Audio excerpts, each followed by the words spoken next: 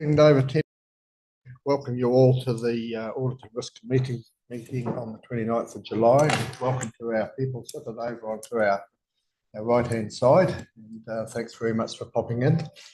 Now, this morning we're actually on live streaming this meeting, so please make sure all your microphones are turned on and all your cell phones are turned off. And hopefully we'll get through. This is actually the first time we've live streamed an audit risk meeting, so we hope it goes all right. So just remember that you are being live streamed, so just be aware of any comments you may make that you might like to go into the public arena. So move on. No language or anything like that. So we'll move on to the agenda. We have the karakia. If you could lead that off, Mike, please. E karakia tingatanga, a wakataka te hau ki te uru, wakataka te hau ki te tonga, kia mā kina ki uta, kia mā tara tara ki tai, kia ia ki ana te atakura, e tio, e uka, e ahu, tūturi o witi wakamawa, kia tina, ue, taki. Thank you very much. Now, apologies. We have apologies from Councillor Williamson, Councillor McIntyre, and Bruce Robinson is an independent on this committee. So I have a mover and a seconder for that, please. Councillor Hughes and Councillor Jamieson. Thank you. All those in favour say aye. Against, carried. Okay, now we'll move on to the first main item of the meeting. It's tab 4 on page 5, and that's confirmation of the minutes of the Audit and Risk Committee on the 17th of June. Do I have any comments to make or any alterations we need to make to those minutes? Has everyone gone through those? Just take a moment to go through them in case you hadn't already marked it. Some of these items discussed last time will be discussed this time as well. So, okay, there appears not, so I'll move the recommendations on page, where am I? Confirmation of minutes. On page 7, I'll move. Do I have a seconder? Councillor Littlewood. All those in favour say aye. Aye. It's carried. Thank you. Okay, now we'll go on to the financial report, which is tab 5. And Michael, you'll lead us through that, please. Thank you, Chair. So I'm happy to present the May 2024 monthly financial report, our digital media report, and one common seal transaction for reporting. Those common seal transactions are getting very infrequent nowadays, as it becomes mildly old-fashioned to use the common seal, but there you go. I'll focus on the financial and operational report, which is largely, as you've seen for the last few months. I won't go into too much depth unless councillors have got questions on the grounds that we're looking at the very early initial financial results in the annual report later on in the agenda. So very happy to answer any questions, Chair. Anyone got any questions? Not really a question, but it's really, Mike, a matter of unders and overs, isn't it? Delays and matching, which will happen later. Nothing significant otherwise. Chair, correct. It just reflects the operating environment we're working in, the changes in legislation, policy and government have driven a lot of those ups and downs. And as you can see from the first cut of the final result for the year end, we're about right. Okay, any other comments to make? Okay, the recommendations are on page 10, and we also note that we approves the renewal of the lease of 224 Finlay Street, New Plymouth. We have a mover and a seconder for that, Councillor Walker and Councillor Littlewood. Thank you. All those in favour say aye. Aye. It's carried. Thank you. Now we'll move on to the tab 6, which is on our page, is on page 41. That's the health and safety report. Mike, please. Chair, again, you've got the June 2024 health and safety report. As we've been working on in the last few months, we're looking to expand and elaborate on our health and safety reporting, and we've done that with that.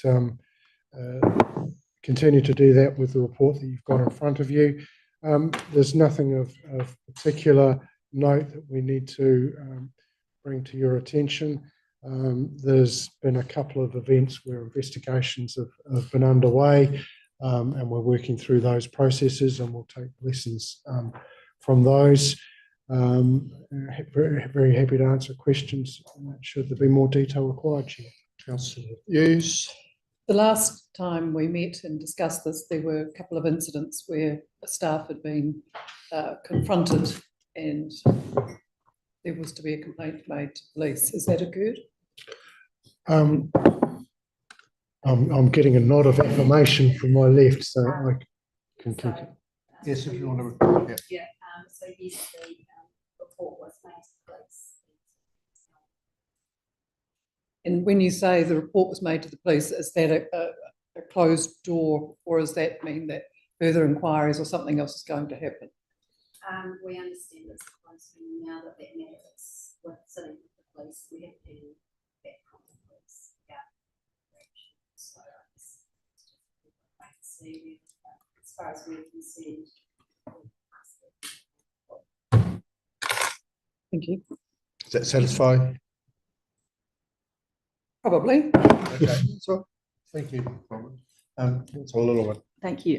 With respect to the incident involving the bus and the cyclist, has the incident review been completed? And at the high level, it says there are a number of learnings for the relationship. Just to understand where the underlying cause was, and if that impacts any way we conduct what we do. I'll let Bronwyn answer the detail of that question, but it's well advanced. I know there was meetings going on in the last week or two going over the findings of the investigation and the next steps, but I don't know whether it's formally closed or not. Anything you wish to add, Bronwyn?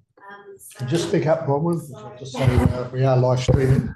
sorry, we did have a quick catch up on Friday just gone, and there are a number of actions still happening with that investigation, but some really good learnings and a real strengthening of our relationship with the state. We've made a few recommendations through to NDC as well, just around the accident happened, perhaps the road set up there with lighting could be with that, and so we're getting a good feedback from there. We did have a good discussion regarding notifying to WorkSafe, because it was right on the edge of whether we should have it or not. It didn't actually fall under the WorkSafe notification requirements. But we've decided, mutually agreed together that we wouldn't do that. And we've just got some really good learnings going forward. We've also agreed to meet more regularly with the stakeholder, just for looking for opportunities where we can improve. Yeah, it'd be good to see the final report when it comes out, just to understand that. And I guess as councillors, we don't have PCE obligations, the council does, so just to understand. All right. Any other questions on the health and safety report? Okay, I'll move the recommendations on page 41 to receive. Do I have a seconder? Councillor Jemison, thank you very much. All those in favour say aye. Aye. Against, carried. Okay, now we'll move on to the tab 7, which is on page 46, and that's the Harbour Master's report. We've got Tony online. Unfortunately, Tony's got COVID, so he can't be with us here today. So I'll pick up him and we'll go over that report. Good morning, can you hear me? Yes, thank you, Tony, we can. Thank you. I'll just try and bring up some video. Here we go. Yeah, Yep, good as go gold. away. Kia ora tātou. Ngā mihi. Ngā mihi nui o te ata. Tēnā koutou katoa. Mr. Chairman, councillors, good morning. I'm Tony Parr, of course, the Harbour Master down here at Port Taranaki and its approaches. It's my pleasure to present my report for the 2023-24 financial year. By way of overview, there have been no significant incidents concerning navigational safety in Port Taranaki and its approaches over this 12-month period. By that I mean we've had no deaths, injuries or deaths. We've had no significant damage to property and or damage to the environment over that period. And the area that I'm talking about geographically is a 2.5 mile radius from Motorai Trig, which is my area of responsibility. A total of 371 vessels greater than 500 tonnes gross registered tonnes visited the port or exited and entered the port over the period, and that included 124 offshore support vessel movements. This is quite a bit down on previous years, perhaps about a third, and perhaps reflective of the economic times that we're in. But nevertheless, these vessels were mainly the normal bulk carriers, cargoes of logs, stock feeds, fertilizer, other bulk commodities, and of course the petrochemical tankers that frequent the Newton King terminal. We've had up to 2 offshore support vessels in and out of the port over the period servicing the rigs offshore. Recreationally, the number of vessels using the public ramp and pontoon facilities, the lee breakwater has been steady. We've had no significant increase in activity from previous years, and we largely follow national trends and statistics for recreational boating. But the summer months continue to be busy, and by summer I mean from October to March throughout each financial year, and there's increased pressure on the port's public boat ramp and trailer car parking facilities. And in these periods, obviously, patience and forbearance are key needs for the public, and I'm pleased to say that most are pretty well behaved. But why it's popular? Well, the port area is obviously the only place in the region where you can launch and recover a vessel without having to go over a river bar or through the surf, and hence its popularity. So further background, Harbour Master, I'm responsible for navigational safety in the port area and its approaches. And I administer the navigational safety bylaw, and Maritime New Zealand is responsible for the area, beyond my patch, which, as I say, is that 2.5 mile radius from Mothra Trig. So as far as operations are concerned, throughout that year, the Port Taranaki Limited Marine Services team, who I'm heavily engaged with most days, has been at full employment and complement over the period, and is a steady program of continuation training for harbour pilots, tug and pilot boat crews. The tug Rupe, at 40 years old, was retired and sold recently and replaced by a second-hand tug, the Karu, which was purchased from the Port of Albany in Western Australia. This is the port company complying with its three-tug port policy.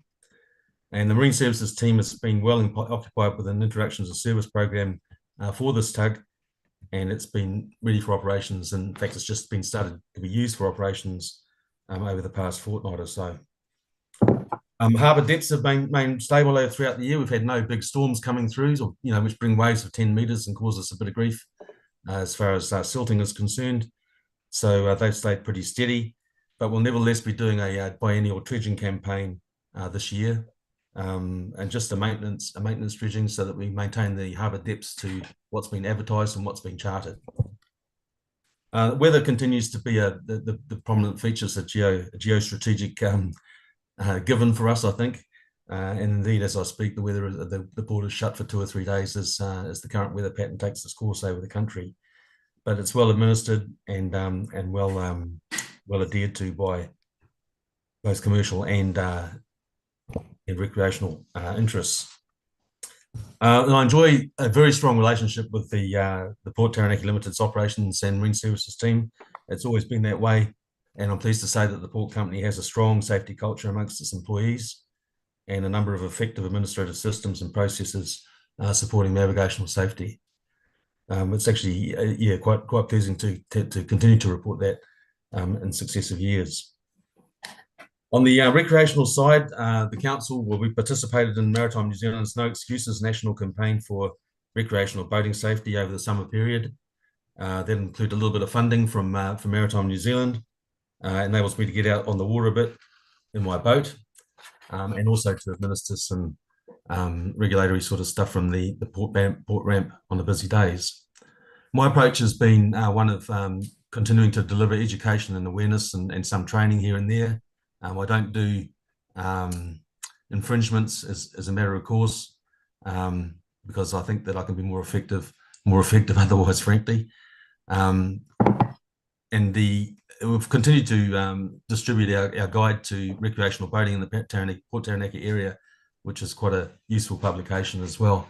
I do get a lot of promotional material from Maritime New Zealand and other Water Safety Council bodies, and that's quite effective as well. But as an overall observation, the behaviour of the recreational boating public with respect to navigation safety has been good and I think we can see steady improvements here and there.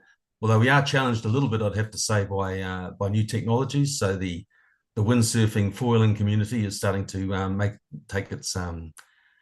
become popular on the harbour. These vessels are typically very fast, but not necessarily very controllable.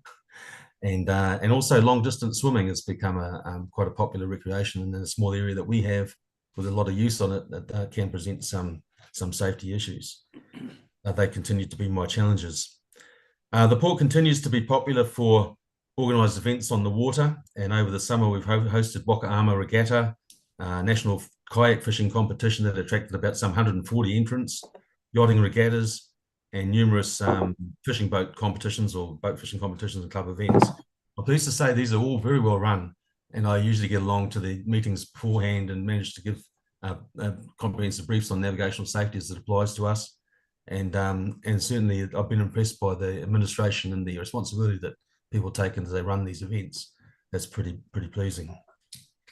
I continue to be engaged with the administration of the Port and Harbour Marine Safety Code, and participating in peer review of safety management systems. And the last one I did, of course, was with Napier earlier this year.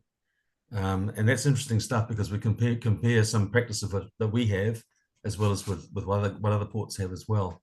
And I've learned an awful lot as I've participated in those reviews. I've continued to be engaged with the Navigational Safety Special Interest Group, which is effectively the gathering of harbour masters around the country. And that's an effective and influential networking organisation, very useful. And they have an annual conference, which is again well subscribed. So the outlook for the next 12 months, well, I intend to continue with the duties and responsibilities, obviously. I convene a marine panel meeting from time to time, but not less than quarterly with the port company, which is my formal way of addressing safety management system issues that we may have within the port and harbour. I'll continue to monitor bylaw compliance amongst the recreational boating public from October to March, and I'll step up my No Excuses safety campaign for that. I'll continue to engage, of course, with the Navigational Safety Special Interest Group and liaise with Maritime New Zealand as I need to from time to time. There's been engagement with the No Excuses, Maritime New Zealand's No Excuses Summer Campaign. We made application for that. Port and Harbour Safety peer reviews. And we're also obliged to carry out a review of our 5-yearly review of our navigational safety bylaws next year.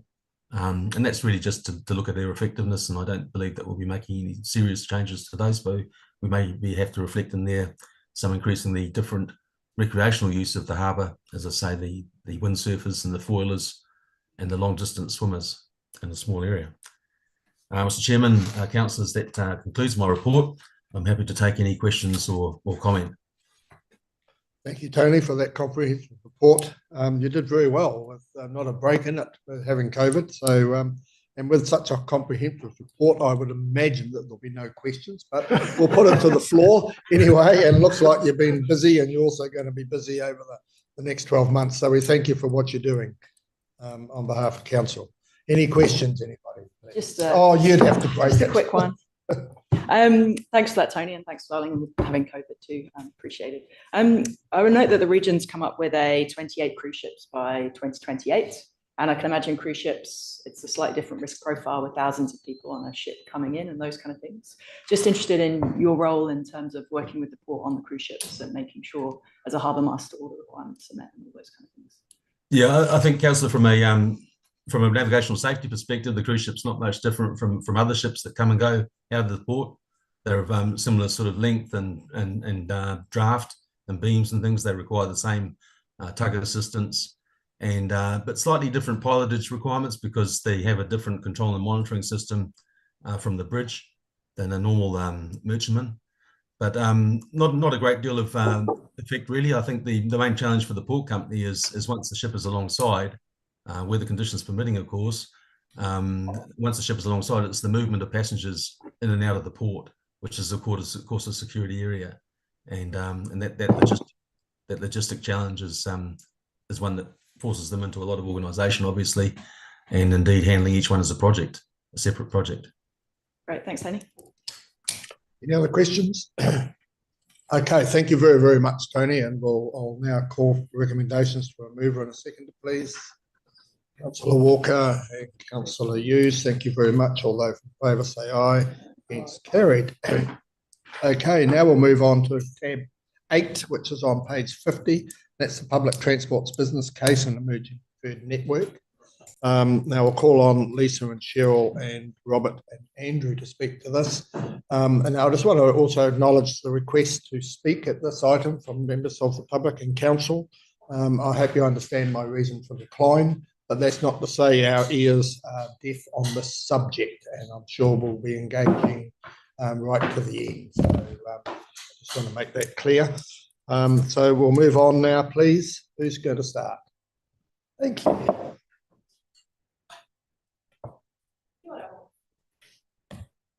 You just need to turn the microphone.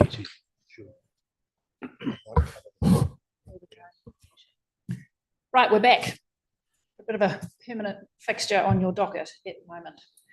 Look, I'd just like to take a minute to talk about public transport, or PT, refresh from a TRC perspective. Look, it's very clear that you can't Google your way through planning a new network. You need experts, community, and I'm slowly finding out fortitude. So in relation to experts, this project involves many experts. We have a range of highly qualified people in areas such as PT planning, policy, engineering, accountancy, psychology, and we have Robert, who is an expert and highly respected in pretty much all things public transport. We also worked out that our team has over 100 years working for local and central government. We'll leave you to do the math. We've also consulted with our neighbours, Horizons Regional Council. They've successfully refreshed their bus network, and they've kindly assisted us to develop the network, but they've also helped us with lessons learned. And specifically for them, I don't know if you read the paper, but it was in relation to having to reinstate a social need route. So we have lots of learnings from them. In relation to the community, this project is about people, community, our community, and we held 7 pop-up events through April and May, and we really enjoyed them. We really enjoyed listening to people's feedback and as to what they wanted from this new PT network. And we also received hundreds of submissions through our online phases, which we had the Hop on Board and the Where to Next engagement. And there is more about that. There's a comprehensive summary in your report that outlines what that engagement looked like. In relation to the public consultation, I'd like to thank you all for spreading the word and for supporting your communities. Neil, in particular, turning up in South Taranaki and advocating for a route that South Taranaki people desperately wanted back in. So it's back in. Now, with the community feedback and the NZTA processes, we developed 2 network options. The first one was option A, we called it, turn up and go. So that's a bus network featuring high frequency and direct routes. Option 2 is similar. It has high frequency and it has direct routes, but it also has some added coverage to key destinations. And these key destinations came from our community. So then we went back out and we sought further public feedback on these preferred networks, and we asked for more feedback again on each individual route. The preference was clear. So option 2, which is the one with slightly more coverage, came in at 68.3% support, and option 1 had 31.7%. We did make some changes. Once again, like I said, that Hawara to Taranaki Base Hospital route was reinstated. NPDC made a point about emphasising the importance of east-west throughput corridors, so we did that work. We have maintained Glenavon. They were a very passionate community, and we listened to them. We've returned some bus routes to areas with greater PT needs, such as Marama Crescent and Glen Park Ave, and we have improved accessibility to medical services. And lastly, I'll mention fortitude. Yes, a certain amount of fortitude is required when developing a new PC network. There are some strong opinions, but once again, I want to assure you that the network that we're putting in front of you today has been developed not by transport experts, but public transport experts, and to a significant extent, our community. And they're the ones that use it. So I'll now hand you over to our experts, Andrew and Robert, and they will talk you through the following: the optioneering and filtering process, pros and cons of each option, how we arrived at the emerging preferred option and how it reflects and aligns with community sentiment. They'll provide information on the BCR, the benefit cost ratio, and funding mechanisms. And of course, we're here to answer any questions you may have.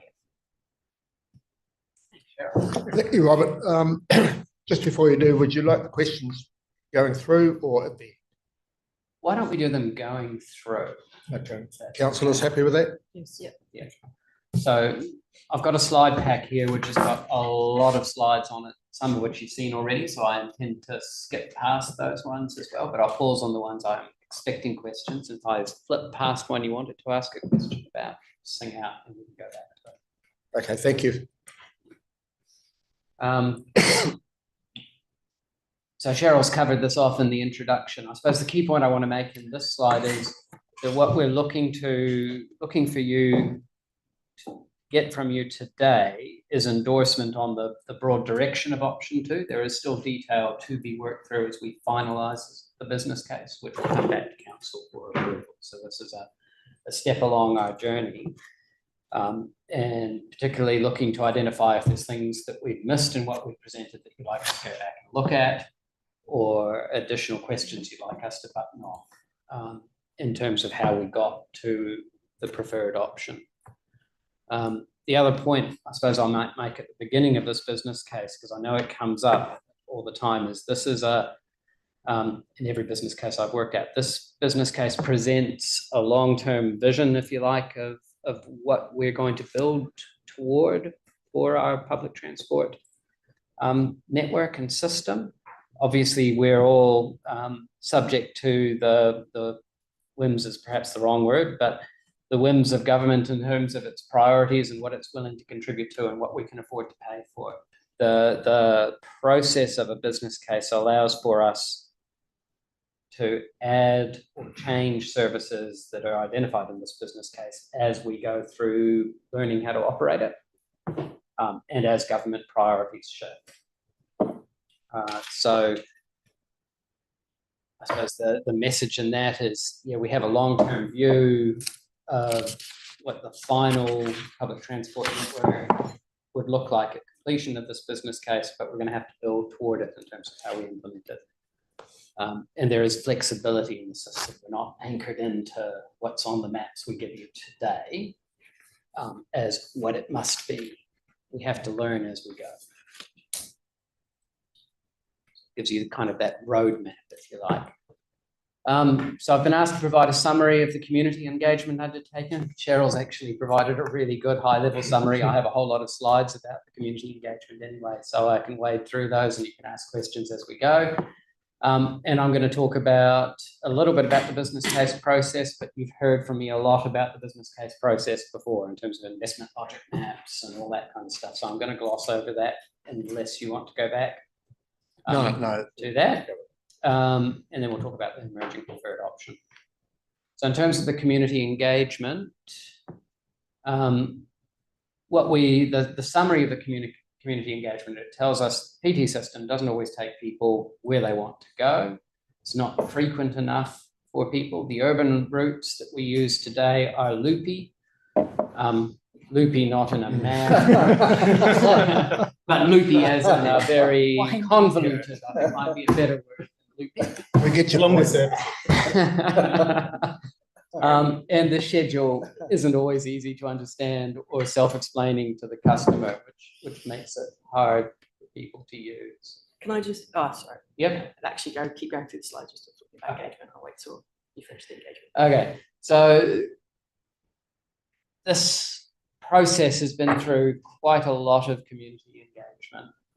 more than I've seen in some other provincial centres. It's been fantastic to see how much engagement Cheryl and the team have been able to get done, because it gives us really good information as we start to build the networks on what your customers are looking for.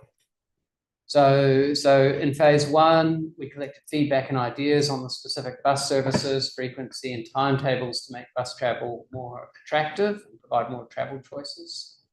In phase two, we went back to the community and said, what do you really, really want?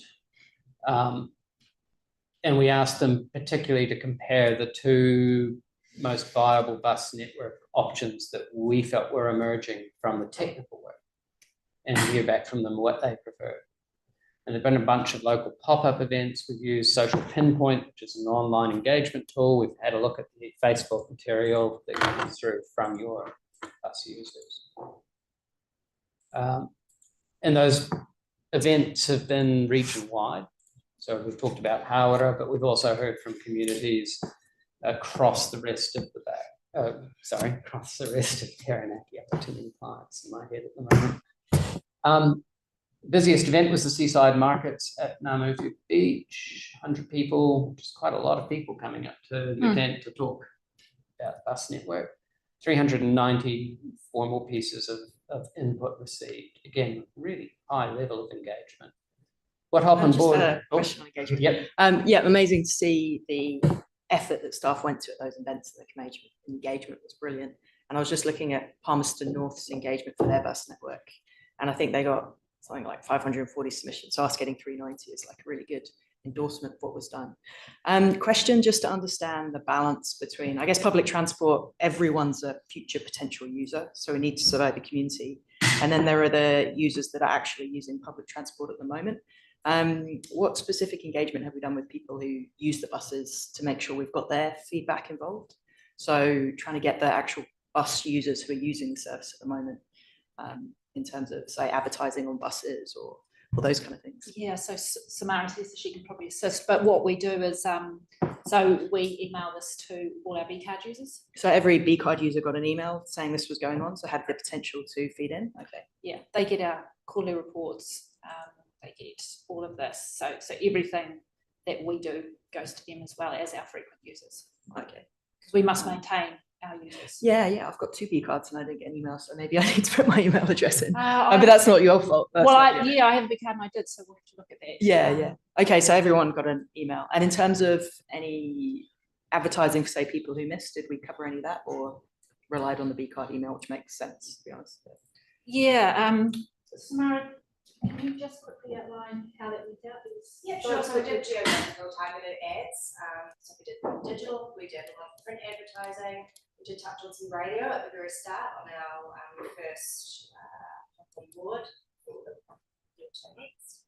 And just on those emails as well, it was to every registered B card user. So we do have B card users who do not register their email addresses, so therefore we are unable to contact them. Yeah. But we do have very high open rates on our B card user email list. So the usual would, you'd probably say up to 20% would be quite significant for some emails, but we're getting anywhere between 62 to 82% on those open rates. Okay. So we are covering a very large amount of our 8,500 registered B card users. Great, thank you. Mr. Chairman, I just make comment too about the fact your consultations with South Taranaki people, the decision to allow an access to the hospital was something that's greatly appreciated by a number of people. And as you saw when you got to the meeting, there were some quite emotional people who were very afraid that they wouldn't be able to make the distance. And also, just one small point that I think it's quite important to keep in touch with the hospital authorities too during this stage, because they seem to unilaterally want to do things like moving their activities to other close by buildings and other things, which may still be on the route. But if we could adjust for that, it just seems that they also aren't focused on South Taranaki very much. They just change things, and it really does create quite a concern. But I'm sure you're onto it, and I just thank you for your time and trouble you took on this. Through you, Chair, thank you. I don't know that they were emotional, but they're certainly passionate and it mattered. So it's great. Did you contemplate advertising on the buses or in the bus shelters? So we did have a number of campaigns running at the same time. So we did have our Waitara Express and our coastal services that did take up a lot of that real estate in those areas as well. So potentially going forward, we could look at doing something else in that area. However, you've got 5 campaigns running at the same time for public transport, you do start competing through an advertising space. And so we generally thought that those other 2 campaigns that we had run right on consultation time, those were chosen, and same for long-term plan and other consultations that we ran over at the same time as this as well. So we did have a marketing plan in place, and it was decided around then that on the buses weren't the best for this particular consultation, and we did other campaign in those areas instead. But aren't those the very people who use the buses? Wouldn't they have a particular opinion about the adequacy of what you're proposing or not? Absolutely, and that's why we did other areas and other different forms of advertising and channels plan. Okay, Robert, carry on, please.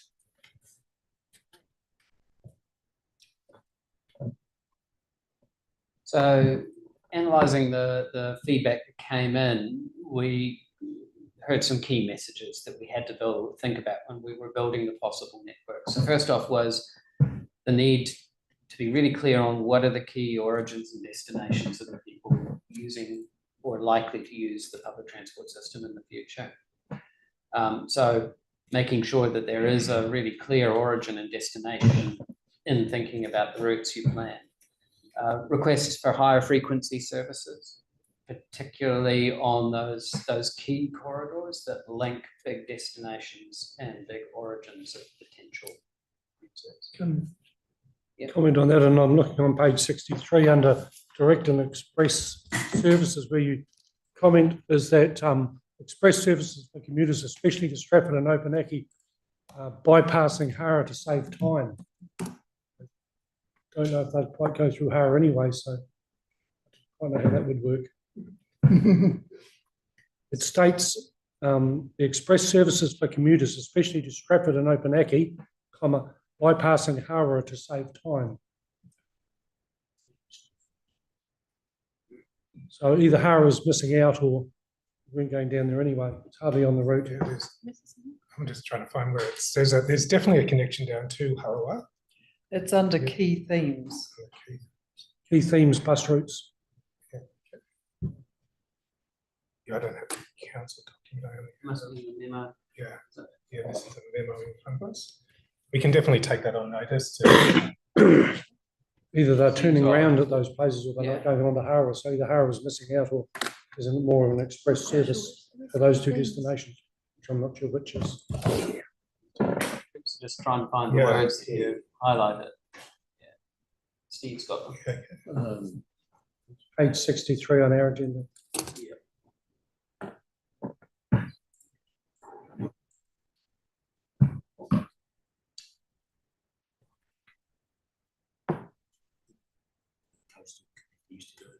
That's, yeah. That's what it was. Exactly that, yes. So the connector used to go to Hara and then back to Opunake, which has always been, I'm no expert on Taranaki buses, but that's been one of the issues for quite a while. I think it was only the start of the day and end of the day. Yeah, but back to Opunake. Yes. So the feedback is don't go to Hara then to Opunake, go directly to Opunake, is what that's saying. Start from Hara. Start. And run your routes. Okay, well, we can seek clarification anyway. Well, Thank you, Councillor Jimmers.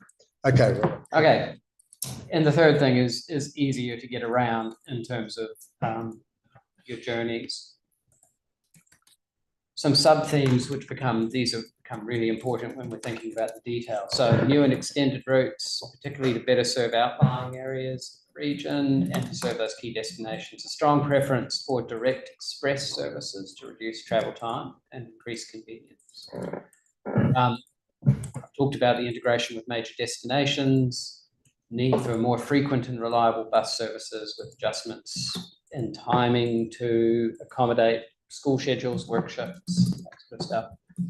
Improve weekend and evening services, and have a think about targeting your services for those specific customer groups like students, hospital staff, events.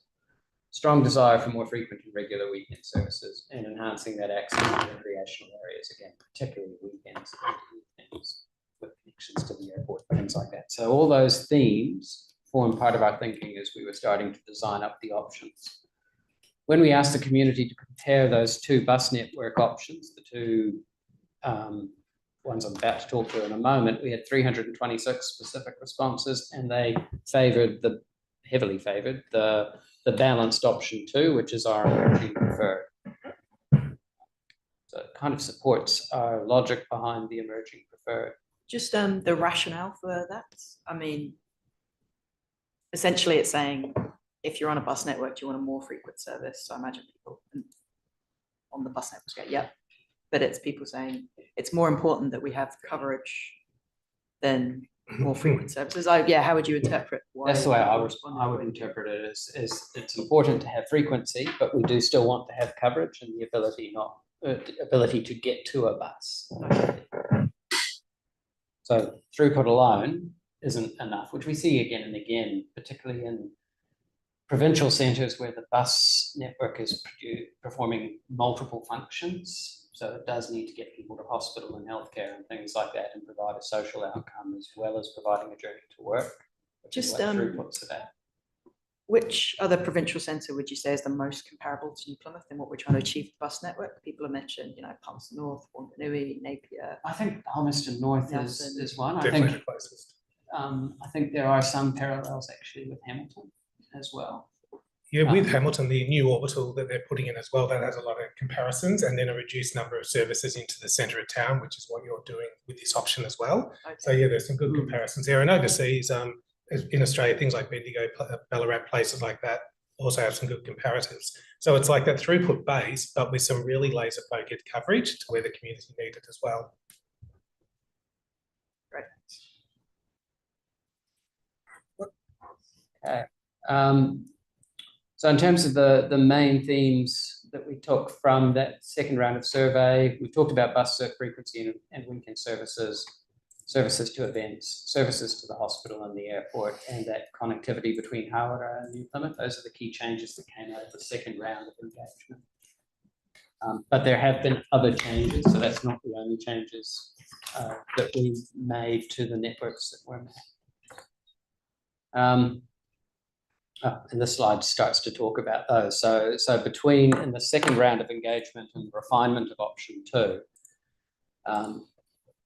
we identified obviously the Hawera to Taranaki base hospital link, the importance of those east-west throughput corridors and making sure they were comprehensive in their routing.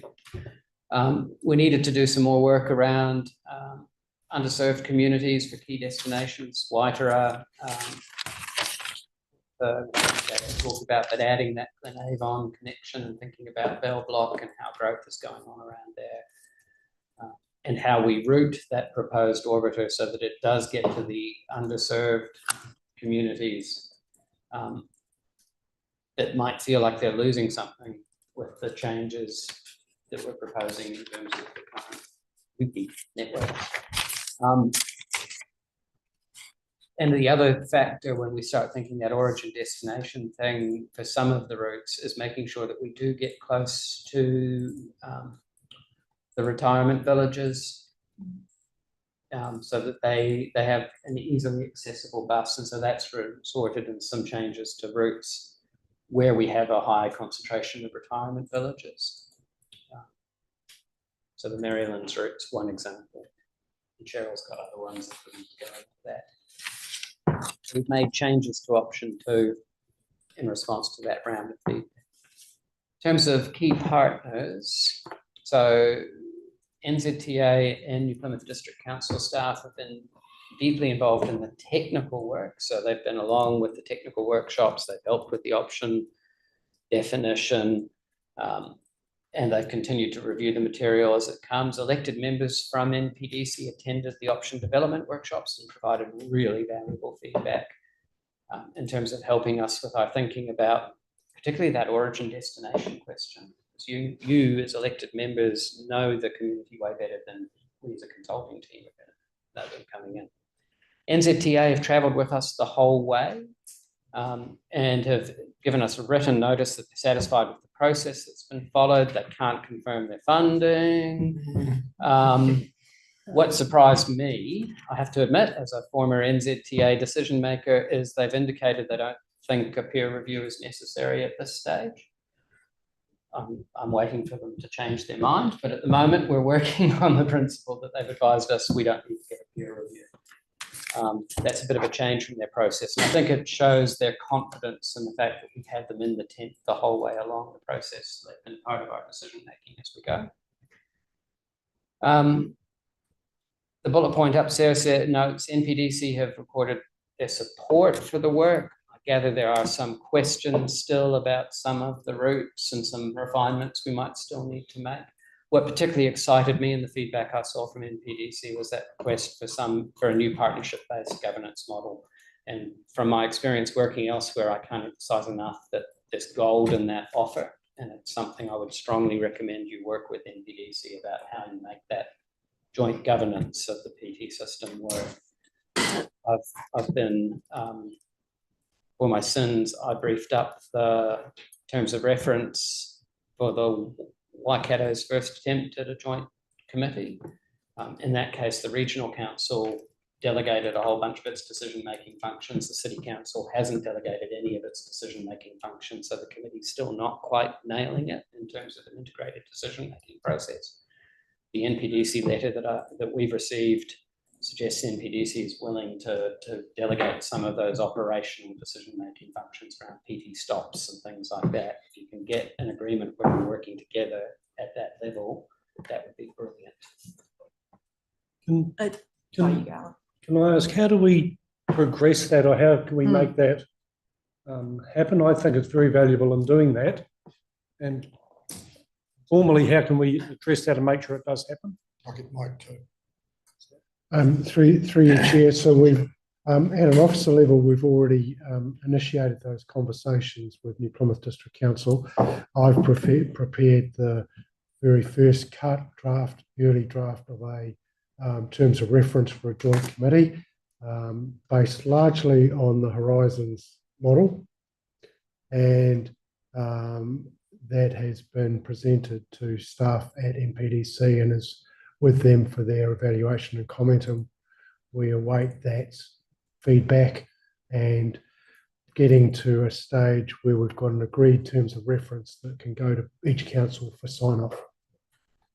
And just follow up with that, so that would be or could be in place prior to deciding on the exact makeup of the routes, etc., when NPDC can have a direct influence into their operation. As I say, we await feedback from the Plymouth District Council on that one. The timing at the moment is a little bit in their heads. Charlotte, you had a question? Just on the peer review, and that's great that Tahi have been involved all the way through, and sounds like a lot of confidence in the process we're using. In terms of your other experience and other public transport reviews you've done in other cities, I guess with public transport, we've all seen examples where it's gone wrong and councils have implemented it and it's blown up in their faces and fallen apart. So you could say with something significant like this, getting a second set of eyes could be a useful thing. Has that tended to happen in any other review that you've been part of? It tends to be the usual practice, to be honest. So a peer review is quite... In this case, we've kind of partially done that by going out to Palmerston North and asking them for their insight and feedback, and also talk to the other councils as well. And a little bit with Waikato. So people going through similar process, and that has resulted in changes to what we've And what stage is it useful to get that second pair of eyes? Well, ideally it would be before you adopt it, and fast if you're going to commission one. Okay, thanks. Can I just understand, consultation with the Plymouth District Council as opposed to with staff. What did that look like? So, How the MPDC staff involve their elected members is an issue between their chief executive and their councillors. We can't dictate to suggest to them how they I want to wasn't engage their asking political I'm just wing. trying to understand whether there was actually consultation. But that's up to the MPDC staff to engage their elected members. We wouldn't be dictating how they choose to do that. I don't know whether we're talking at cross purposes or not. So in our process, we held a long listing workshop, which was about 4 or 5 hours long, where we went through all of the options we were thinking about with elected members. And we did a big session where we got out maps of all the potential routes and got the elected members and others, so it was elected members and community representatives in the same room, to identify origins and destinations that were important, so that we could try to meld the options to address those points. So that's the only engagement I've been involved in with elected members. Cheryl may have been. So we anticipated elected members would come along to the pop-ups as they did in South Taranaki, and we had 3 in the New Plymouth area, 3 pop-ups at Pukiriki. And then there's been the online submissions from council. And I work at MPDC once a week and sit in amongst staff and are constantly having these conversations around where we're at, what we need from MPDC and so on. Thank you. And indeed, Chair, we did receive formal submission from MPDC, and the vast majority, if not all of those recommendations have been incorporated into the single state business case. Thank you. Okay. You all right with that, Councillor? Yes, thank you. Okay, Robert, Okay. we're getting there. Getting there. So I won't go through these other than to say, yes, we're aware of the broader context within which we work. Yes, we're communicating with the team doing the New Plymouth Integrated Transport Framework Program business case, and particularly they're looking for us to identify the infrastructure requirements to support the PT network that we're coming up with.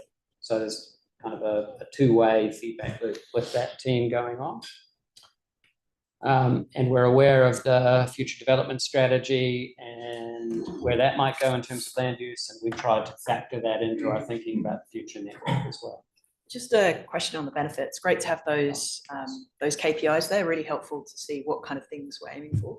In terms of evaluating, I guess, the status quo and the 2 options, have we assessed those against those kind of criteria, noting that a lot of this is complete guesstimate work, but things like how many people are within 500 metres of a bus stop, those kind of things? Yeah, that comes in. There's a few processes where we go from the long list to the short list, and the investment objectives at the end are key.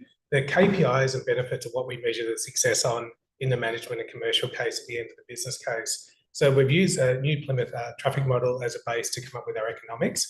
And rather than give you a hard number, we can give you some specifics on population data and the sort of catchment areas around those stations and bus stops and things like that as well. But we definitely use the investment objectives as well as a range of other criteria: community connection, social impacts, economic, environmental, all those other considerations, as well as constructability if it comes into it. So all those feed into it along with community consultation to come up with an idea of what options look best when you compare those back to the original problems. Okay. Yeah, because I think what would be really helpful for me to see, which I can take offline after this meeting for council, is just say a map of New Plymouth, understanding which populations are 500 metres from bus and which aren't. So you can see in the red light of day, if you take all these routes away, these parts of the community aren't very which ones are losing? Yeah, so in Palmerston North, you could see who was like 300 metres, 500 metres, 800 metres from a bus stop. So it gave you a sense of what was being added or taken away. And we can do that with the software we got. I just, I saw. Yeah, so I'll take it offline, but it would help me to understand, because this is the key trade-off, right? Is about accessibility of the population to a bus network so they can get to hospitals, they can get to those things. And we've heard a lot from people who don't have that accessibility, which is always on my mind, but also that we need to get people using the bus network and get this change. So understanding what we're taking away as well as giving would be really useful, but I can take that offline. And it is something, to be honest, in the description of our assessment of the options and the detailed reports that sit behind an SSBC, there'll be all of that kind of information displayed as well. It's because it's the kind of thing NZTA would ask to see as well, or should ask to see. Yeah, it'd be good to understand your modelling software too, because I guess we all have our minds of where bus routes should go based on where we think people live, but it'd be good to understand what your modelling software tells you and what actual data it gives you to do that. So it'd be good to understand that as well. Perfect.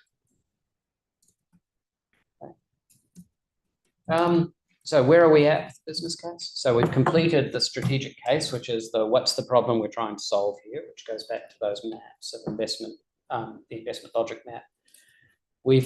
We're about 70% through writing up the economic case. So that's the economic case is where we document at a detailed level all of the options we've thought about, how we've evaluated them against, as Andrew said, the investment objectives, which are informed by the KPIs and measures, and the other factors that are important, affordability and stuff like that. And we've used an early assessment screening tool to weed out the options which just weren't going to work, weren't feasible in terms of cost or in terms of their ability to deliver the outcomes that were most important to us, and a multi-criteria assessment process. We haven't finalised writing that up yet. We wanted to get the feedback from this workshop and any questions like you just asked us about data you'd like to see us cross-check into the document.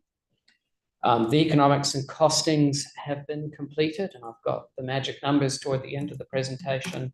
And we're about 90% through the financial, commercial, and management cases. And in the case of the commercial case, that's how do you procure this? We're working closely with the team that are looking at procurement of PT services to make sure that we're giving them something they can use in the procurement process. And the management case, the bit that's not complete really reflects that conversation about how are we going to implement this thing, which is how are we going to work with the district council. So I'm kind of holding off to wait until we get that feedback and see what more I can do in the management case to make it as robust as possible, even if it isn't able to close out everything. We can at least paint the direction really clearly. And NZTA are increasingly asking for specificity in the management case about the implementation structures. So that's why the Waikato flipped to at least setting up a joint committee. I was working for them at the time, and it was a precondition for approval of the business case. So the matters that we still have to work on, I've just talked about the governance model, the funding model. So we're also having to think about how we weave in the flexibility to make sure if additional funding becomes available. For instance, New Plymouth District has made provision for trialling high frequency services, throughput services. We need to make the model flexible enough that it can pivot as new funding comes available from different sources. Procurement model I've talked about. That options for staged implementation. I'm going to talk about this idea of bronze, silver, gold in a moment, in terms of the different levels of service you could deliver from day one and how you might build toward a fully functioning transport network, public transport network, as funding becomes available. And we've still got some integration work to do, particularly with the transport PBC, and how we link into and monitor changes in land use. So those are the kind of things we're still working on, but they're fine detail. They don't affect the question of which of these two options is the best option for us to move forward with. Talked about this slide before, just reminding ourselves NZTA prefer us to make sure we've done as much as we possibly can at the end of the spectrum that doesn't involve new services or new infrastructure. So what more can we do in terms of integrating with planning? What more can we do in terms of managing demand through other alternatives, that kind of stuff. So reminder, I spoke to this slide last time. We had got to 6 options. 4 of those options failed at the screening stage. Well, one of those options is actually the de minimum, the current system. So that's our counterfactual. Are we making things better or worse than what we currently have? Options 2, 4, and 6 failed at the screening stages. They're either not fundable in the current climate or not affordable just because they're so expensive to deliver. So we landed at this either a throughput emphasized option or option 5, which is a lot of throughput in it, but is balanced with a little bit of coverage to make sure we're hitting those communities of greatest need. This talks through the process we've used. I've just talked through all that. So I might just miss that slide out. And as we've already talked about, an extra step was made where we shared what we were coming up with Horizons. Also talked to our colleagues at Waikato about what they're thinking about as they go through a parallel, very similar process to what we're in the middle of here. Talk to the PBC team, had a look at the budget and understanding of how much flexibility NZTA had to fund changes. And then looked at the refinements we could make to the network based on the feedback that we were receiving. We talked a lot about that stuff, so I'll move through. So just recap: option 1, throughput option. Fewer routes than you currently have. They're direct routes, high frequency services. It does mean in this option that there are larger parts of our community than option 2 that will no longer have easy access to a bus route. But on the other side, turn up and go service means there'll be a bus running every 15 minutes or so on all of these corridors. So that's the kind of trade-off. Not as much coverage, but more frequent buses. This table kind of maps that out.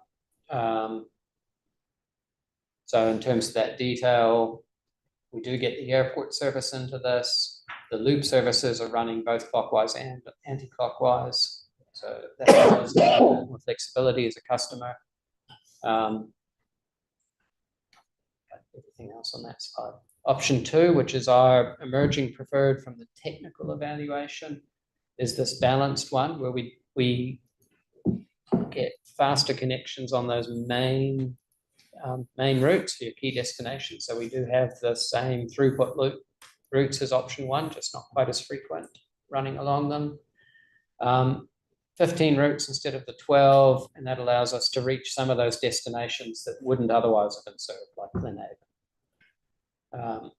We're aiming in the first instance at a 30-minute frequency, but would hope to build to a 15-minute frequency if funding became available from this option. So the service, the key con of this option is that the services are less frequent. Then option 1, we don't get to that 15-minute service. All the other pros are pretty much the same. Just in terms of the balance, so I was unclear on whether there'll be some services that are higher frequency and some that aren't. Is this every service is going to have the same frequency on option 2 at the moment? No. So through you, Chair, yeah. So when we get to option 3, you'll see. Oh, right. Sorry, this is. There's that. Yeah. So those were the 2 initial ones that we went out to here. Oh, sorry. Yeah. If you I got ahead of my myself question. in the presentation. Yeah. So This these is are, our yeah. emerging preferred. Yeah, and so you'll see those east-west type routes with the main sort of peak time commuters that will be on them. They will be the ones that you will target at 15 minutes. So of the 15, like a railway routes, station, you know. How many would be, I guess, primary services which have increased frequency, or is that still to be worked through with the costings and stuff? Sorry, say. So there's 15 routes in the preferred option. How many of them would have higher frequency?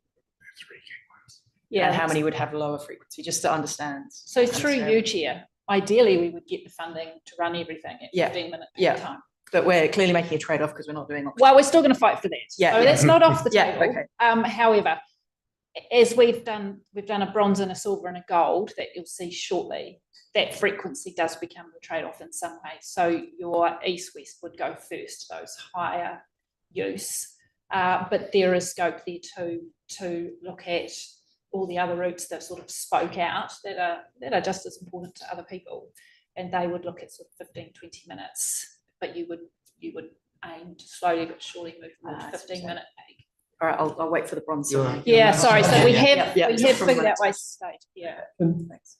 I'm just curious on how you evaluate or work out whether these routes are going to be sustainable in the longer term, or what? Do you have a time period you will run them and you want to see X number of patronage or so much fare box recovery to make these work? And if they do, it's fantastic. If they don't, obviously if there's a new governance group set up, will they have that ability to change that or rearrange routes to suit that? I'm just, rather than having lots of empty buses running around the place, which doesn't help us environmentally and all those things, obviously we want to utilise what money we have the best way possible. So how are you managing or able to measure patronage and whether the systems are really working or not after they've implemented? Yeah, look, through you, Chair, we do that as BAU anyway. So it does need to be fluid. Gone are the days of having a 15-year contract that looks the same as it did when it started. And if you look at the work that we've done recently, we needed a Waikato Express. That's happened. We needed coastal. That's happened in the last year.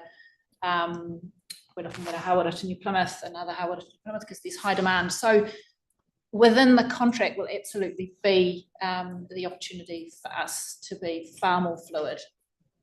Technology is changing so quickly as well. So that ability, Robert alluded to it before, to pivot is just so important. So these will be monitored for fare box recovery, for patronage and so on.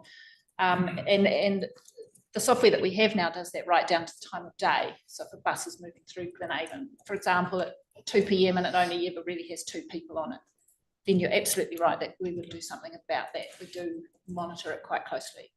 And we have a value for money government, so we have to.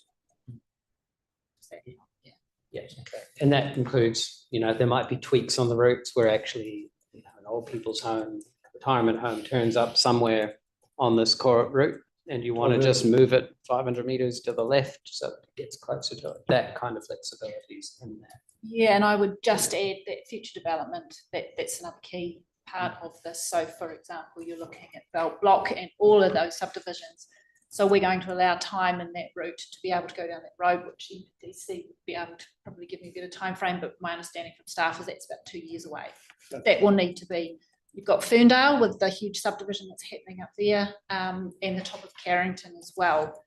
So we will allow time to be able to stretch into those future developments because we know where they are. Yeah, those changes will be made. Okay. So that's our emerging preferred option, which is in the memo. That's in the button. Moving. There we go. Probably press the button 3 times now and it's going to leap forward 3 slides sometime soon.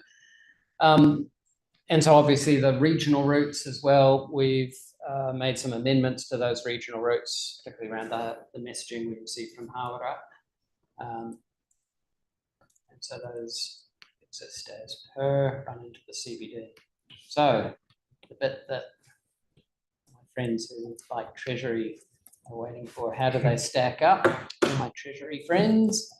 So I'm not an economist. I will pass to somebody else if you ask me hard questions. I focus, when I see these numbers, on 2 things. One, that long-term NPV cost, how much, which effectively is a representation of how much are we going to have to spend in terms of our OPEX over, in this case, it's spreading those costs out over a 40-year period. Your NPV, 134 million. Your BCR number on the left-hand side. These BCRs are actually quite good for public transport systems. I was surprised when I saw them out. I asked, are you sure? And I asked again, are you sure? Particularly that gold number being 1.2 to 2.2. I think that's driven by, if we go to the gold, you get a higher level of frequency, therefore you do get more fare box recovery. and you get more benefits from cars off the road, so you get more congestion relief benefits in the long term. But all of those BCRs for a public transport system are investable from an NZTA, my old NZTA role, recognising that there's a whole bunch of benefits that public transport delivers that you can't quantify. So there are wider benefits we haven't bothered to go away and try to calculate. So these are really driven by your travel time savings benefits and your safety benefits, which are easy to quantify benefits in the BCR calculation. Just a few questions on this. So I guess for a start, MPV, I usually find it quite helpful to compare options. So was the BCR MPV done for the status quo or option one, or just for the? We will have that. We're required to do indicative BCRs that are based on appraisal summary tables as part of the business case. Right. So that's something we can provide for you. Yeah, so I can get that. Yeah, because it'd be interesting just to compare. For due diligence about how this compares to those two. The indicative operating costs per year. I can take this offline if this is too technical. But we spend about 7 million a year on public transport, and in its entirety. Okay. So the 3.5 million bronze is about equivalent to what we spend now. Correct. Through you, Chair, that operations, purely operations. I see what you mean. Right, because that includes CapEx of other buses, right? Yeah. And my understanding, again, not expert on this, but the cost-benefit ratio is if benefits equal costs, it would be 1. Yeah. And so for something to be MPV positive, it has to be higher than 1.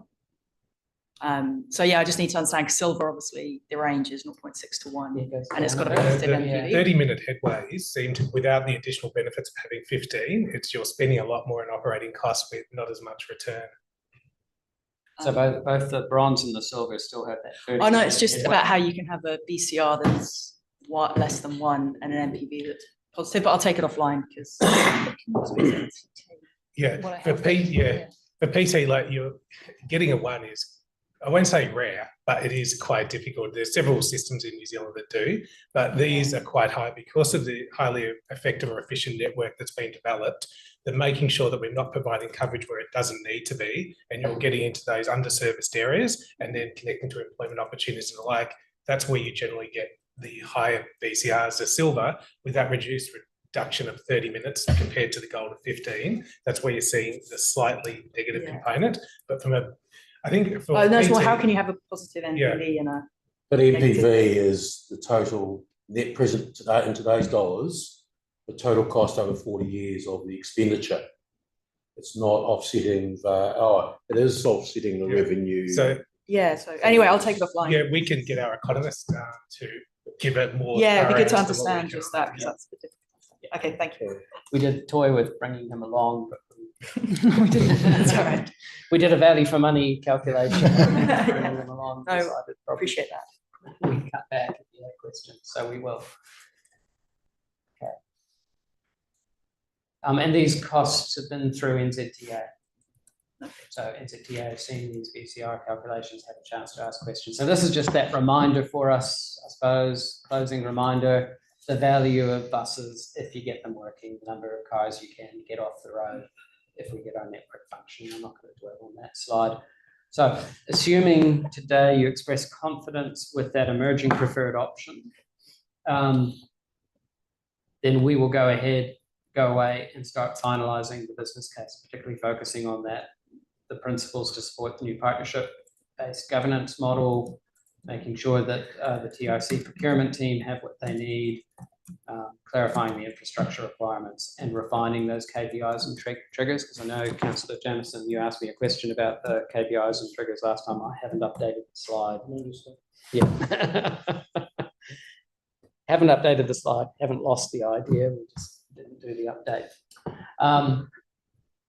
And any other refinements we need to make as we continue to engage with partners. So I suppose that's a coded message that if there are tweaks to the preferred option that are identified in your conversations with your Plymouth District Council, then we have the ability to make those tweaks as well before we finalise. Very important. That's it really from me, I think. Thank you very much. We got any other questions before we move forward? I think there are some very good questions there, and thank you for the work you've done on this. And I think those slides sort of answered a lot of questions and also give us a lot more confidence going forward. We've got a lot more work to do, and that's acknowledged. And I'm really pleased to see this joint committee coming to being, because I think that's very important, especially with NPDC. As basically co-funders and the work that they need to do as well. So it's like anything, if we can keep consulting and moving forward, we'll get the best outcome that we can do. There will always be winners and losers, and we've just got to make sure there's more winners than losers. And I think we're on that track to do that. So unless there's any other further discussion, Mike, do you have anything? I was just going to note that I've got a range of due diligence I want to do just to understand option 1 and option 2, recognise, you know, we need to keep progressing this forward. So I'm happy to support the recommendation, but I need to do that due diligence before this goes to council for approval. So I'll do that in the next week. And then obviously can vote at council either way. Mike, staff, have you got any further comments? Chair, just 2 very quick comments. Noting that this is an update and an adoption of a preferred way forward. This is coming back to you in the next round of council meetings. So the conversations, the debate, the analysis, the due diligence is ongoing, and will continue to do so. And the last point, all of this is in an environment of extreme financial pressures and challenges from our funding partners. So there are a lot of hurdles that we will need to navigate to get us into this space. And we may well end up having to do some of this over some differing time periods, and as funding allows from our funding partners. And our networks are living, breathing beasts. They change all the time. They evolve all the time. This is a snapshot of where we are at the moment. They will continue to evolve and grow and develop over time. Funding challenges are just part and parcel of that equation. So rest assured that because we decide to do something or not to do something today, doesn't mean that it's off the books for a later date. Thank you for that summary. That's very good. Okay, well, moving on, recommendations are on page 51. It's pretty clear there. Do we have a mover and a seconder for those? Councillor Walker. And I'll second. Thank you very much. All those in favour say aye. Aye. Against, carried. And thank you for council staff and Soraya for attending today. And I hope you've got a better understanding of where we are going forward, and the conversations will continue. So nothing set in concrete yet, or the concrete hasn't set yet. So that's the beauty of this discussion. So thank you to everyone, and especially the team down there, all the hours of work you put in. But it's not over yet, so don't just back off. We're in the final sprint. We're in the final sprint. So thank you very much. Okay, now we'll move on to item 9, which is better choices on page 127. And Fiona can't be here today, so I'll ask Mike to take this item, please. Chair, so this is an update on the better travel choices for Taranaki document. We've been through the process over the last 6 months of developing this, and we noted that we were hopeful of. Thank you. Noted that we were hopeful that we would be able to be completing that process during this meeting room. Unfortunately, Waka Kotahi has recently released new draft guidelines for regional public transport plans, and we need to make sure that we've got alignment of that with those guidelines and with the work we're doing on the single stage business case. So we're working our way through what all those implications mean. So we're just noting that we're going to need some additional time to complete that process. Happy to answer questions, Chair. Well, I think that's sort of probably not many questions to ask it going forward. Self-explanatory. It's self-explanatory, yeah. And it's moving on, so that's about all we can do. Unless anyone has got anything specific. Councillor Jemison I looks just to be have jumping one- out of his seat, so. Well, something specific, and it's regarding the key aspect table on page 131, where it talks about transport disadvantaged. And I would just be curious to know what's coming out of it regarding the smaller towns, especially Stratford, since I'm representing them at this table.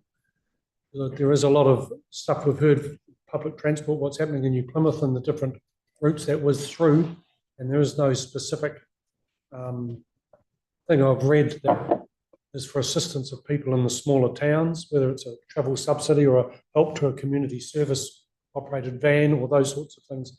I just don't want to see us getting missed out of that loop, because I know there is a distinct lack of that sort of service in this town. Chair, couldn't agree more. There are real transport challenges for the transport disadvantaged in small town Taranaki. We've tried to pick up on some of that in the single stage business case, but by no means would I say that is a comprehensive solution to the issue. We continue to work with our taxi providers and those sorts of things in the total mobility space in small towns. And we continue to keep an eye on some of the initiatives that are growing up around transport on demand type services, those sorts of opportunities as they arise. And I see Hawke's Bay is one of the latest ones that's trialling some of those. So we'll circle back on some of those post the single stage business case. Thank you. Just to follow up on that, just a note that I don't think there is a taxi service as such in Stratford. No, they through you, Chair, they come and go. They do. And some assistance in that area will probably help our disadvantaged people a lot. Yes. Okay, any further discussion? We'll move on to recommendations. I'll move the recommendations on page, whatever it is, on page 127. Might be 128 actually, because I've just lost my page numbering on here. Do I have a seconder for that? Councillor Walker. All those in favour say aye. Against, carried. Okay, now we go on to the big items, Mike. On to 10, and my page number hasn't come up, but I think it's here somewhere. Page 132. 132 is the adoption of statement of intent. Chair, so we've got 1, 2, 3, 4 of those. Chair, so previously this committee has considered the statements of intent of the Taranaki Stadium Trust and Regional Software Holdings Limited. We provided feedback to those organisations and they have finalised their statements of intent. We're now required to adopt them and put them on our website. And this is the last tick in that box. Okay, you've all read through those and marked where you needed to. Is there any more comments or changes or anything like that? Happy to move. You're happy to move? Then I'm looking that way, Councillor Jemison. Are you happy to second? I'm happy to second it. Okay. All those in favour say aye. Aye. Against, carried. Now tab 11 is on page 182, and that's the port statement of corporate intent. Chair, so at our last round of council meeting, we had the Chairman and Chief Executive of Port Taranaki present to the council the strategic directions and challenges facing Port Taranaki as they move forward.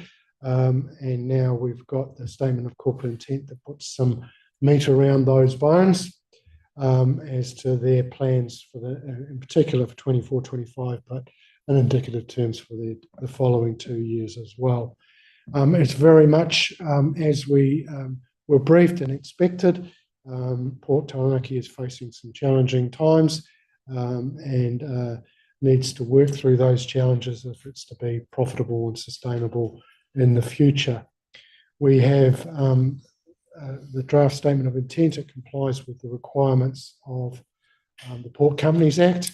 This is the council's opportunity to provide further feedback to the port at this stage. Happy to answer any questions or provide assistance in providing that feedback to Port. Okay, if there's any questions, yes, so certainly it's a very tight climate out there, and not only Port Taranaki, but other ports I've read have also facing the same strains going forward, not only here, but all over the world. So it is going to be challenging for them going forward. And we just have to try and work with them the best way we can, and hopefully they get some new clients and we can actually build our profitability and our throughput through that port. So is there any questions? Just to note my interest with Port. Thank you. Anything else? Okay, well, I'll move the recommendations on page 182, receives and provides the feedback. Do I have a seconder? Councillor Hughes? Okay, Councillor Hughes it is. I didn't know which eye I was looking at. You know what I meant, because you got two, but you had four over there. But anyway. We've got 8 eyes. We've got it covered this time. But anyway, I'll move the recommendations. All those in favour say aye. Against, carried. Okay, now we'll move on to the allegations manual. And Mike, you're really busy today. Chair, On page 193. Chair, I won't claim total responsibility for this, Mahi. This is done by my teams. I'm just the front person for these pieces of work. So we've done a complete review of our delegations manual, driven out of the huge amount of change that has happened in the statutory and regulatory environment in the last 2 or 3 years, making sure we had everything aligned. With the inflation and all the rest of it, making sure some of our financial delegations were more appropriate. So we've done that. The two big areas of change are in the resource consents area, where we've put some additional delegations in place to try and take out some of the bottlenecks we were finding in our resource processing systems, so that we can address those the challenges in that area quicker. And secondly, we've increased the financial delegations to reflect the growth in the organisation and the inflationary environment we operate in. Other than that, the delegations are largely unchanged, and I'm happy to answer any questions, Chair. Okay, Councillor Walker. Just a couple of quick ones. One is obviously inflation, and this hasn't been changed for some time. So if we are in a more inflationary situation, this will need to be upgraded more regularly, won't it? Because, paying people and doing various things now becomes something that you have to do.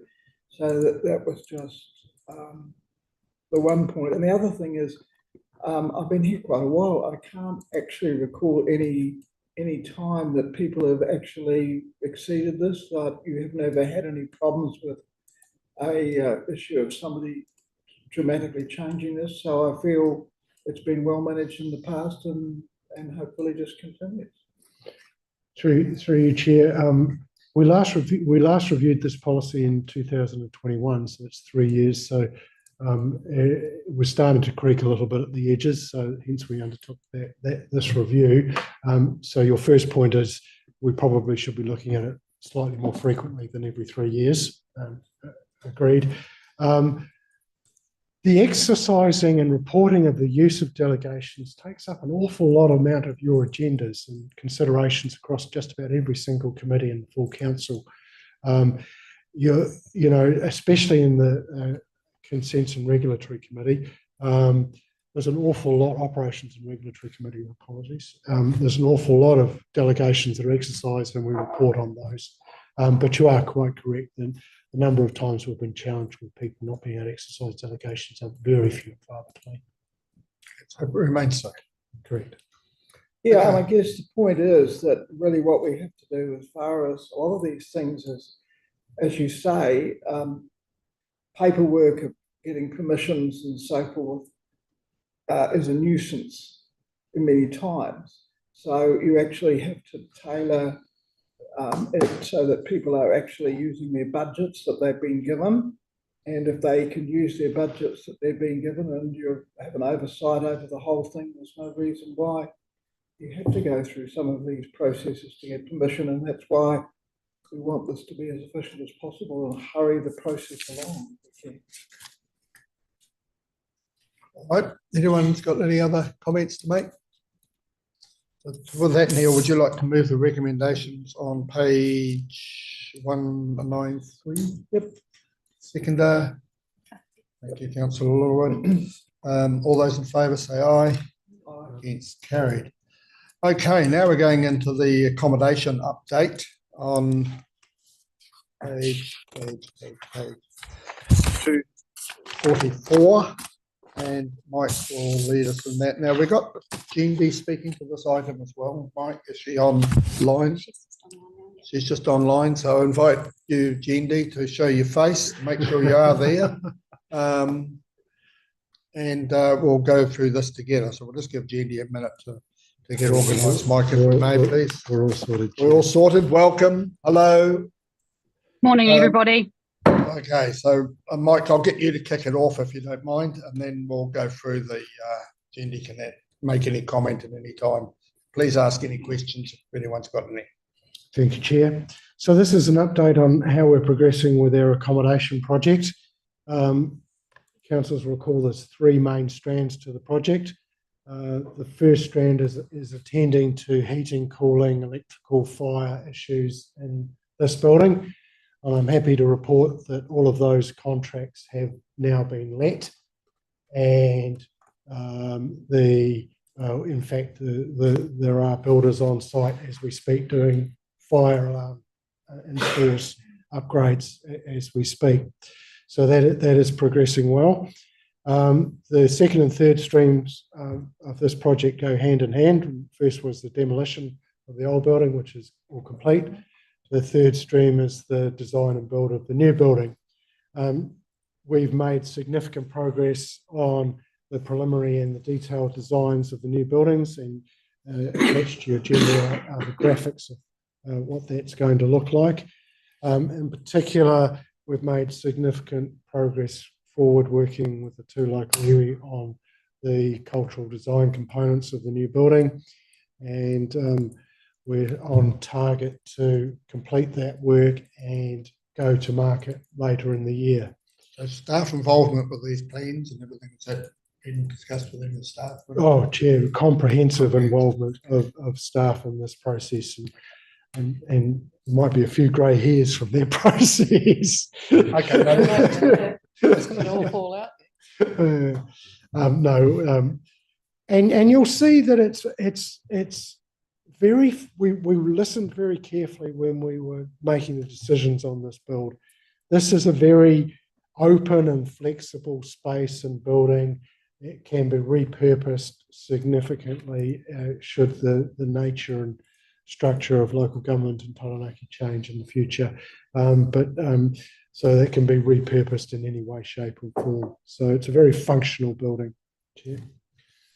And in the graphics, of course, those, I see one doesn't look like electric vehicles, but I'm sure all the others are graphics.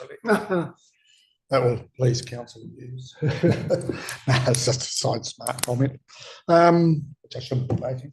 Happy to answer any questions, Chair. It looks pretty good, actually. So I think there's been a lot of work done. Jendi, have you got any comments to make? No, I think Mike summed that up very well. But just of note, we do have another update session planned with staff on, I think, off the top of my head, the 9th or 10th of August, where we'll run through some more of these plans as the detail develops. So we'll continue to do that throughout this to ensure that they're kept well up to speed. Okay, thank you. Has anyone got any questions?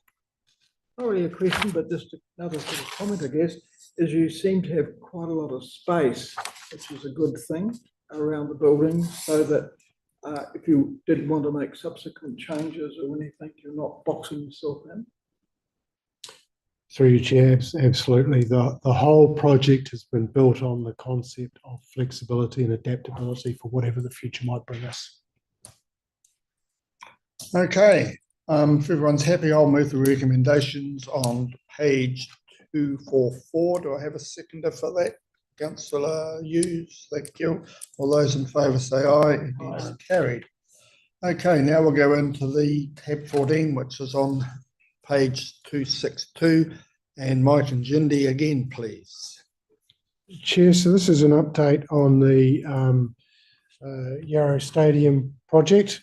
Again, good news story. The last 6 weeks has been construction of the new East Stand at full speed, and you'll note that we've got some Thank you. some photos in the agenda, and even they're out of date now. Late last week, I noted they were starting to put the framing in and around where the roof will go. So they've progressed even further than those photos will indicate. Mr. Robertson was an apology for today's meeting, but he has sent through some notes, and I'll just quickly wander through those. And again, you'll recall that we've brought Mr. Robertson in from a risk management control point of view. So his comments: overall, the project is substantially de-risked from a completion perspective. For example, critical materials are all on site. Next project steering group is in 2 weeks' time. No known risk associated with completion by March 2025. There is always a normal construction risk associated with the build, but as time progresses, that reduces, and we're not noting anything of that. Cost: the project is still well within its overall budget. The use of the contingency, the main issue in the contingency at the moment will be on what ends up happening with the old substation, and we're deep in planning with that, and conversations with PowerCo as to what some of those options are around that. Quality: the agreed principle since the inception of the program has been do it right. It's been carried out through the design and construction decisions, and is a key principle. So there we go. That's Mr. Robertson's comments. Jendi, do you want to add anything to that overall assessment? Thanks, Mike. Nothing really significant to add, other than from a risk perspective, we've got all of our main sort of high risk items procured and on site now. So all of our roof, steel and structures are all now fabricated and on site. So we started installing those big bendy sort of roof arches to the north. So they've got one bay complete. They're looking at actually doing, if anyone's in New Plymouth on Friday, and we'll try and get some video and camera of this, 16 more of those. So they sort of did the first lot, saw that they went in nice and easily, and then they held for a couple of weeks because there was a lot of work and subcontractors working on the level 1 and level 2. So just from a safety perspective. But Friday weather was last week anyway, so we'll keep an eye on that. Looking really good. So there'll be a significant visual sort of change come the end of this week, which is great. And then we'll start to see some cladding in the next sort of fortnight as well. So it's really taken shape and going well. Yeah, no, thank you for that. But please take the opportunity, councillors, to go and have a look. You can get a good view from the main gate there, and you can also go down in the Sports Taranaki field to have a look a bit closer of what's going on. But as Mike said, those photos are out of date. I was up there the other day, and the beams are going across for the roof, and it's really looking good now, especially with the seating portals in. It's starting to look really like a grandstand, and you can actually visualize the finish of it. So take the time to go and have a look. And a lot of people are still asking questions about it, so I encourage them to go and have a look too, because I think it's always been the problem is once it's in the ground, no one sees anything. Now it's out of the ground, you can actually see it all coming together. No different from building what we're going to have out here as well, but there won't be the same interest. So is there any questions of Michael Jendi, please? Just a very brief one again. We are in a situation, I guess, where economically the inflation is dropping away and your risks from higher costings declining, you might say, in that respect. And that applies to the new building here as well as this area. So is perhaps you might just give very briefly some sort of feeling about construction costs and things. Are they stabilised now to a larger extent? which means that we can take some security from that. So, Chair, I'd make the observation that the contracting market has certainly got tighter in the last year or so. And in a tight market conditions, you see a sharpening of pencils that you may not otherwise see in an otherwise inflationary environment. With the Yarrow Stadium build, we've of course got a fixed price on the build, so we've isolated ourselves from that cost risk. In terms of the accommodation build update, the demolition prices came in under budget, and we cross our fingers and expect that to see some competitive tenders and pricing coming in with the new build. So it's a good time to do it. Indeed, Chair. Indeed it is. Okay, moving on page, where are we? 262, the recommendations to receive and just note the progress. So I'll move the recommendations. Do I have a seconder? Councillor Walker looked up, so you'll take you. All those in favour say aye. Aye. Against, carried. Okay, now we'll move into public excluded. Jendi, if you could just stay there because we've got some items in public excluded for you to attend to, please. So if I can just move into public excluded, please, do I have a mover and a seconder for that? Councillor Littlewood and Councillor Jemison. All those in favour say aye. Aye. Now I'll just wait for a moment to make sure we're cleared off our, well, we could actually mute our microphones anyway, could we not? No, because Jendi will still need. Oh, Jendi, sorry, Jendi. Sorry, I was going to cut you off.